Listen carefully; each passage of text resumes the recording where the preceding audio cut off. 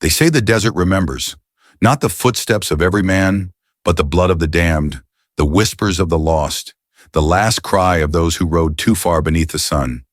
And on that day, beneath a sky as white as bone, a lone rider staggered through the wasteland, his horse lying dead behind him, his revolver holding only a single bullet. His name was Rydernyund. He did not yet know that every step forward was a step into his own death sentence. The desert stretched in all directions, an endless ocean of dust and silence. The air shimmered with heat. The horizon trembled like a mirage that refused to take shape. Ryder's boots sank into the sand, each step heavier than the last. His tongue was leather in his mouth, his skin blistered, his hat crusted with sweat and grit. Behind him, the carcass of his horse was already half covered in flies, its eyes filmed white, its ribs jutting like the frame of a broken ship. The revolver at his hip rattled in his holster. He checked it again.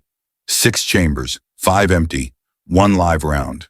A cruel joke from Godunov to take a life, but not enough to fight his way through whatever lay ahead. His breath came in ragged gasps. He thought of water, of shade, of the faint sound of a saloon piano from another life. But all he had here was the hiss of the wind and the slow creak of leather as he walked. Then through the shimmer of heat, something began to take form. At first, Ryder thought it was another mirage. A spire of wood, a crooked sign, the faint outline of roofs baked into the sand. But the closer he came, the more it solidified. Blackthorn. He knew the name before he even saw it painted across the leaning town sign, letters half faded by sun and sandstorms. Blackthorn, one of those ghost towns people spoke about in whispers, a place the railroad bypassed, a place swallowed by dust and silence, a place men rode into and never rode out. The main street lay silent, its wooden planks warped and splintered. Shutters hung crooked on rusted hinges. A saloon door swung gently in the wind, though no one had touched it. Somewhere a board creaked as if stepped on by invisible boots. Ryder tightened his grip on the revolver. 1 bullet, 1 chance. He swallowed and walked forward, boots thudding against wood that groaned like bones beneath him. But Blackthorn was not empty. Not entirely. On the far side of town, half hidden between collapsed barns and a dry well, stood a shack.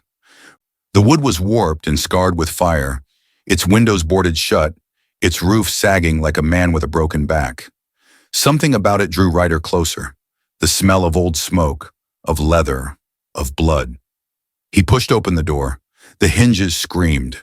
Inside, the air was heavy with rot and dust. Shafts of light pierced the cracks in the boards, slicing the darkness into broken shapes. And there, in the center of the room, bound to a wooden beam, was a girl. She was young, her skin bronzed by the sun, her hair black as crow feathers. Her wrists were tied raw with rope, her ankles cut with wire. Her lips were cracked, her breathing shallow. Yet her eyes, when they flicked up to meet Ryder, were sharp as obsidian. "Water, O?" she rasped. Ryder O's canteen was long empty, but he crouched, cutting her bonds with his knife. "Who did this?" O, he asked, his voice rough from thirst. Her answer was no answer at all. Just a single warning, whispered like a curse. "You shouldn't be here." They stumbled together through the ruins of Blackthorn, Ryder supporting her weight. Every building seemed to watch them, every shuttered window and eye. He pushed open the saloon doors, half expecting the place to crumble at his touch. The air inside was thick with dust. Tables lay overturned, bottles shattered, a piano slumped against the wall with its keys yellowed and warped. And yet when Ryder stepped inside, one note rang out, sharp and hollow, as if struck by an unseen hand. The girl flinched. "The town remembers, oh," she whispered. Ryder scanned the shadows, nothing but dust and cobwebs. He told himself it was the wind. He told himself many things he did not believe. They found shelter in the corner, where the girl tried to gather strength. Ryder poured a few drops of whiskey from a half-broken bottle into her palm. She drank, coughed, and fixed him with eyes that burned even through her exhaustion. "You're a fool to come here, oh," she said. "Wasn't much of a choice," Ryder muttered. "Desert didn't give me many roads." She shook her head, hair falling across her face. "Blackthorn isn't a place. It's a trap. No one leaves. Ryder almost laughed, but there was no humor in it. He'd seen too much to mock superstition. Stone traps were made by men, and men bled like anyone else. Outside, the wind shifted. A distant echo carried down the street. The jingle of harnesses, the thud of hooves, the low murmur of voices. Ryder's eyes narrowed. Soldiers. The rhythm was too precise for outlaws, too heavy for drifters. Somewhere beyond the ridge, a column was moving closer. The girl heard it too, her face drained of color. "They're not here for you," she said. "Not even for me. Oh," she leaned close, her whisper sharp as broken glass. "They're here for what lies beneath this town?" Ryder opened his mouth to ask, but she silenced him with a look that was equal parts fear and fury, and then a piano note rang out again, louder this time, though no hand touched the keys. Ryder spun, revolver drawn, the single bullet chambered. The saloon was empty, shadows frozen, but in that silence, in that breath between heartbeats, the girl spoke again. "If you stay, you die. If you leave, you die slower. Choose." And just beyond the window, the first glint of cavalry sabers caught the dying sun. But that wasn't the worst thing waiting for Ryder in Blackthorn. The sound of hooves rolled down from the ridge like distant thunder. The windows of Blackthorn rattled in their frames, dust sifting from the ceilings. Ryder held his breath, revolver raised, though he knew one bullet against a cavalry column was the same as spitting into a storm. The girl Isabel, he learned from the hurried whisper of her name, pressed herself against the wall. Her eyes glowed with the kind of fear that is not born from men, but from what men serve. "They'll smell the trail," she hissed. "We have minutes, so then we best not waste." Oh, Ryder muttered. They slipped from the saloon into the narrow alley between buildings. The wind whipped the sand into their eyes, blinding, burning. At the edge of town, Ryder risked a glance back. The riders were cresting the ridge, 20, maybe more. Blue coats dulled with dust, sabers at their sides, rifles slung across their backs. But their faces, even from a distance, Ryder felt something wrong in them. Too still, too pale, as if whatever rode beneath those hats was not fully alive. He shivered, pulled Isabel along, and ducked into the ruins of the church. The Blackthorn church was nothing but a skeleton. Half its roof gone, its bell rusted and cracked, its pews eaten by termites. But at the far end, where once had stood an altar, something remained. A trap door. The wood was blackened by fire, the iron rings scorched. Ryder crouched, brushing the ash away. The metal was cool beneath his fingertips, too cool, as though whatever lay below had never seen the desert sun. Isabel's voice trembled. "That is what they want. That's why they come back. The blood knows." Before Ryder could ask, the hooves thundered closer. Shadows passed the broken windows. Orders barked, boots hitting the ground. The soldiers had entered the town. "Down, oh," Isabel whispered, shoving at the trap door. It creaked, opened, and a breath of air rose from the dark, smell of earth, of stone, of something old. Ryder dropped first, revolver in hand. Isabel followed, and the door shut above them, just as boots scraped against the church floor. The ladder led them into silence. A corridor carved from stone stretched beneath Blackthorn, torch brackets still clinging to the walls, though the torches themselves were long rotted. The air was cool, damp, tinged with iron. "Who built this?" Ryder muttered, voice echoing. "Not the town," Isabel whispered. "The town was built on top, a cover. This place is older, much older." They moved deeper. The sound of the riders above grew muffled, replaced by the drip of unseen water. Their footsteps echoed against stone that bore markings Ryder couldn't understand. Spirals, jagged crosses, glyphs that seemed to shift when he tried to look too long. At the end of the passage, they found a chamber. A single table stood at its center, carved from a slab of black rock. Upon it lay a sheet of leather, cracked and curling with age. But not parchment, not hide from any beast Ryder knew. It was human skin, Etched into it, in strokes of darkened red, was a map. Ryder stared. The lines twisted like veins, rivers of crimson leading from Blackthorn outward into the desert. At the edges of the map, tiny crosses marked unknown places, some scratched out, some circled, some burning faintly with what looked like dried rust but smelled like copper fresh from a wound. Isabel touched it, reverent and fearful. "Is not a map of land, oh," she whispered, "is a map of lives. Every crossé a grave, every lean a vein that still carries the memory of blood." Ryder's jaw tightened. Why in God's name would anyone make such a thing? "Oh, because blood remembers," she said. "And in remembering, it gives power." "Oh!" Before Ryder could respond, a sound rolled through the chamber. The groan of stone above, the heavy slam of boots. The riders were searching. The trap door wouldn't hold forever. Ryder clenched his jaw. "We cannot carry this thing. Too heavy, too cursed." Isabel shook her head. "We don't need the whole thing." She pulled a shard of glass from her pocket, a remnant of the bottle Ryder had given her in the saloon, and sliced her palm open. Blood welled, bright and hot. She pressed it against one of the circled marks. The map reacted.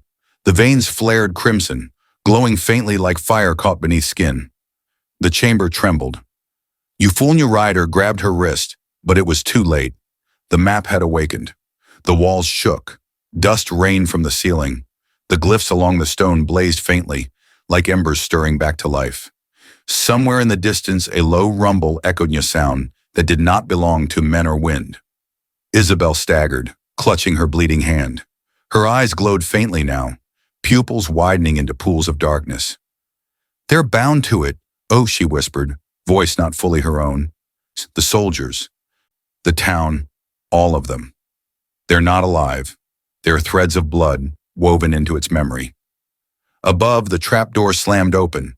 Boots thundered down the ladder. Ryder raised his revolver, one bullet chambered, knowing it was nothing against what came. But he stood firm, because a man has to. The first soldier dropped into the chamber. His face was pale, waxen, eyes black pits. His mouth opened, and the sound that came was not human. It was the hiss of blood boiling. Ryder fired. The single bullet tore through the soldier's skull, but instead of flesh and bone, it burst into a spray of dust and crimson mist. The others kept coming. "Murray, run!" "Oh," Isabel shouted. They fled through a side passage, the echoes of pursuit close behind. The tunnels twisted like intestines, walls slick with damp, symbols burning faintly red as though marking the way. Ryder Ross' lungs burned, his boots slipping on stone. Isabel clutched the shard of glass in her bleeding hand, leaving smears of red along the walls. At last they stumbled into another chamber, on a smaller, circular, its walls lined with niches where bones lay stacked like cordwood. In the center stood a pedestal. Upon it, half buried in dust, lay a book bound in the same awful leather as the map. Isabel froze. The Codex. Before Ryder could question, the chamber shook. The soldiers were close. With trembling hands, Isabel lifted the book. The instant her fingers touched it, the glyphs along the walls ignited, bathing the chamber in blood-red light. The bones in the niches rattled, some collapsing into heaps, others stirring as if something inside them remembered movement. Ryder grabbed her arm. "Whatever that thing is, it's gonna kill us." Her eyes were wide, feverish.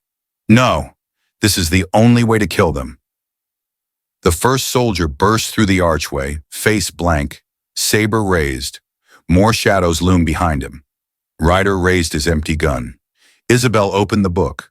The chamber exploded with red light. The soldiers screamed, not with human voices, but with the shriek of blood boiling out of memory. The walls pulsed like veins, the map in the distant chamber blazing in response. And as Ryder shielded his eyes, he saw just for a moment what the book revealed: a desert not made of sand, but of flesh. Rivers not of water, but of blood. Towers of bones stretching into an endless horizon. And a voice, vast and ancient, whispering from the pages, "One must die for the rest to leave." A rider turned to Isabel, but her face was no longer her own, half shadow, half flesh. Her eyes pits of endless red. The soldiers surged forward. The book screamed, and Blackthorn's catacombs trembled as if the desert itself had begun to wake. Act Third, D. The Curse of Blackthorn. The chamber shook like a beating heart. Dust fell in choking clouds. Isabel clutched the codex, her lips moving, though the words were not hers. They belonged to something older, deeper, something that spoke through her in a tongue sharp as broken glass. The soldiers reeled in the red glow, their sabers clattering against stone. Some fell, dissolving into dust.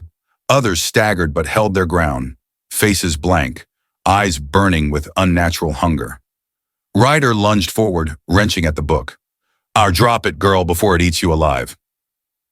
Isabel's gaze flicked to him, and for a heartbeat, Ryder saw nothing human in her. Her pupils were drowned in crimson, veins blackened against her skin. But then she blinked, gasped, and the fever broke, just a little. "It says, oh," she whispered, clutching her bleeding hand. "One must die for the rest to leave." The chamber groaned. The map in the other hall pulsed like a vein. The soldiers howled as if the words cut them deeper than bullets ever could. Ryder O's gut turned cold. The codex hadn't been speaking in riddles. It had been laying out the toll. They bolted from the chamber, codex clutched to Isabel's chest, Ryder dragging her by the arm. The tunnels twisted, splitting into passages lit by the hellish glow of the glyphs. Behind them, the riders shrieked and clattered, sabers striking stone. "Which way?" Ryder demanded. Isabel pressed a trembling hand against the wall. Her blood left smears that crawled, glowing faintly, marking a path forward. "Exit wants us out," "Oh," she said, breath ragged. Ryder didn't like the sound of that, but he followed anyway. At last they burst into a staircase carved into solid rock, winding upward like the throat of some buried beast. Their boots slammed on stone, lungs burning, echoes chasing them. When they spilled into the open air, the night had deepened. Blackthorn stood silent, every building sagging under moonlight. The wind was still, too still.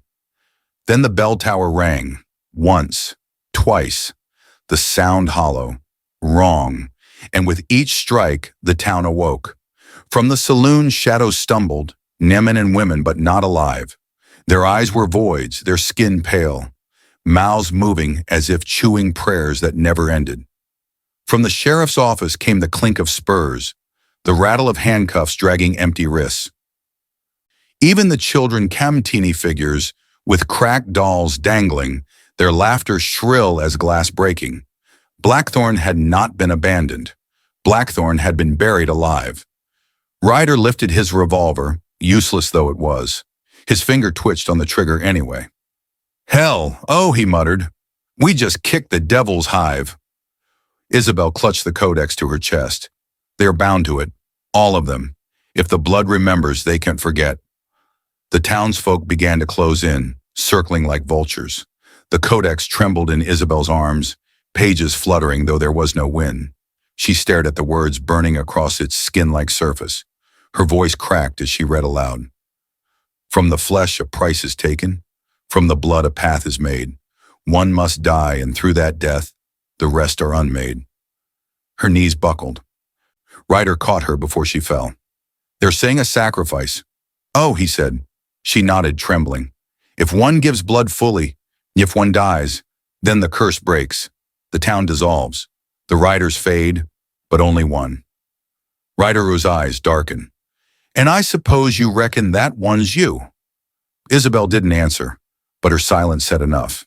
The undead townsfolk tightened their circle. Beyond them, the cavalry riders emerged from the shadows, sabers dripping with something darker than steel. Their faces were masks of dust and bone. Ryder put himself between Isabel and the circle, revolver raised though empty. His voice carried, low and steady, the way a man speaks before a duel. "You want her? You'll walk through me first." The riders did not halt. They moved as one, sabers rising. Isabel's voice broke. "Ryder, stop. If I give myself, you live." "They vanish. The curse ends." Don't you see? A rider didn't flinch. I've buried too many people already, girl. I ain't letting the desert take another if I can help it. Oh, the riders charged. Ryder fired his last round. One soldier burst into crimson mist. He swung the revolver like a club, smashing another across the skull. Isabel screamed as the codex writhed, burning her hands, pages flaring red. The townsfolk shrieked, their mouths splitting wider than faces should, laughter turning into screams. The bell tolled again, though no one pulled its rope. And through it all, Ryder fought not for glory, not for vengeance, but for one stubborn truth, that a man could still choose defiance in the face of hell. But hell was closing. At the edge of the square, Ryder spotted it. The old stables, horses or what was left of them, stamped in the shadows. Their eyes glowed faintly, ribs jutting, but they breathed. They moved. Move! Oh, Ryder shouted, dragging Isabel. They smashed through the ring of townsfolk, sabers slashing inches from flesh. Ryder caught one across the shoulder, searing pain, but didn't stop. They dove into the stables. Ryder threw Isabel onto a black mare, swung onto another himself. He slammed his heels into its sides. The beast shrieked, but it leapt forward. The dead gave chase. Riders poured from the square. Townsfolk stumbled after, arms reaching. The desert wind screamed as the horses thundered into the dunes. Behind them, Blackthorn glowed faintly, like embers in the night. The bell tolled again and again, each strike echoing across the desert. Isabel clutched the codex, blood dripping down her arm. Her face was pale, lips cracked. It won't stop. Not until, Her words broke. Ryder didn't need her to finish. The curse wasn't bound to the town. It was bound to them now. He glanced back. The riders were coming. Dozens, their horses skeletal, eyes burning, sabers raised. They didn't tire. They didn't falter.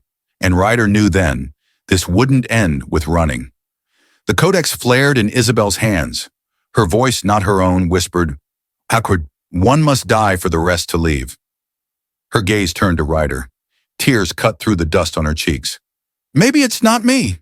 Maybe it's you. Oh!" The riders thundered closer, sand exploding beneath hooves, sabers raised high. Ryder gritted his teeth, staring into the endless desert. For the first time in years, his hands shook, because deep down, he feared she might be right. The desert bled pale beneath the first touch of dawn. Ryder's horse stumbled across the dunes, sides foaming, breath ragged. Isabel clung behind him, the codex pressed tight to her chest, its glow fading like a dying star. The riders were still behind them, tireless, silent. Their sabers caught the dawn light like jagged teeth. They hadn't lost ground, not once.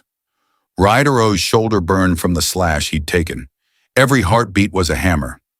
He knew the chase couldn't last. Something had to break, and soon. Ahead, a mesa rose from the sand, its cliffs jagged, its shadow long. Ryder spurred the horse toward it. If this was where it ended, he'd choose the ground. They reached the flat top just as the sun broke. The desert stretched endless on all sides, golden and cruel. Ryder swung off the horse, boots hitting the rock with finality. Isabel slid down after him, swaying on her feet. The codex pulsed faintly in her hands, pages curling like skin in fire. "They'll be here in minutes," she said, her voice hoarse.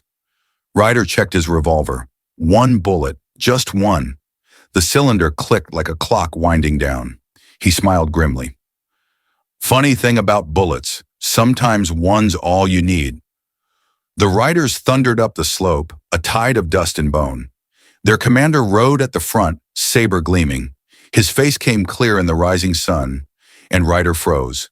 Elias. The years had changed him. His skin was gaunt, his eyes hollow, but Ryder would have known that face anywhere. His brother, the man who'd left him bleeding in a canyon years ago, betrayed for gold. Elias reined his horse, staring down at Ryder across the mesa. For a moment, the curse seemed almost secondary. What burned between them was older, deeper. "You should have stayed dead," Ryder growled. Elias' grin was bone-white, humorless. "You never understood, brother. The West doesn't care about men like us. Only power, only the ones who take it. He lifted his saber, pointing it at Ryder. The codex is mine. Hand it over, and maybe the curse will show you mercy. Isabel stepped forward, clutching the book. The codex does not give mercy. It only takes. LSU's gaze flicked to her. Then it'll take you first. The riders fanned out, circling. The mesa became a noose tightening around them. Ryder stepped forward, boots scraping stone. No more running, Elias. Just you and me, like it always should have been. For a heartbeat, Elias almost smiled. Then he swung off his horse, saber in hand. The riders halted, waiting. The air itself seemed to hold its breath. The two brothers faced each other as the sun climbed higher, shadows stretching long across the mesa. Elias twirled the saber lazily. One bullet left, isn't it? Better make it count. Ryder raised the revolver, steady despite the pain. His voice was a low growl. This one's got your name on it. They moved at once. Elias lunged, saber flashing. Ryder fired. The shot cracked like thunder. Dust sprayed.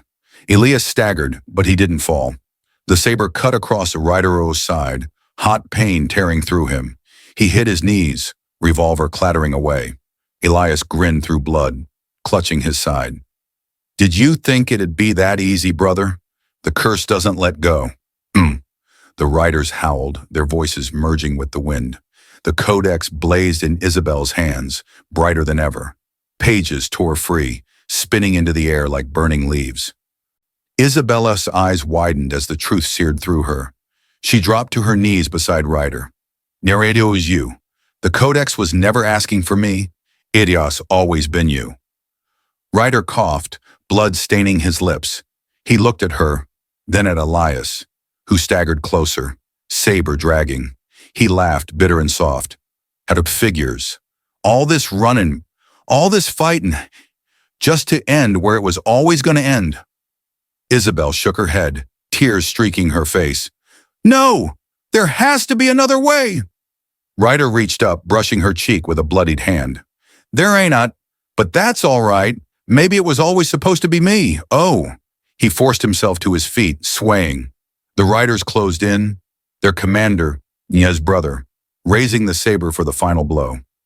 Ryder faced Elias one last time. You want the codex? Come and take it. Elias snarled, charging.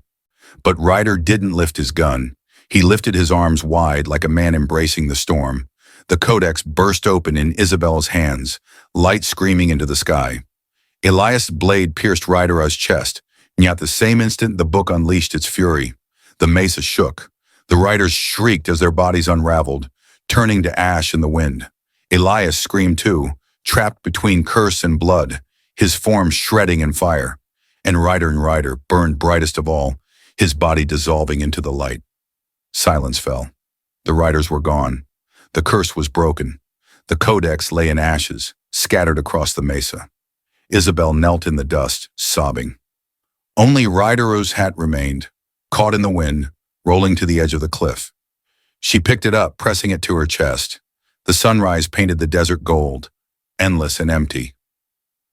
A whisper seemed to linger in the wind. Ryder's voice carried far. In the West, justice don't live in a gun. It lives in the way a man is remembered. Years later, travelers would speak of the mesa, of the town called Blackthorn that vanished without trace, of a lone rider who gave himself so the desert could sleep again.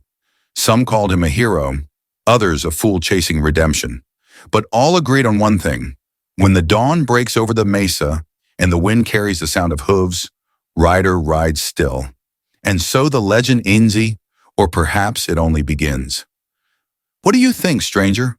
Was Ryder a hero who saved souls, or a damned man paying for his sins?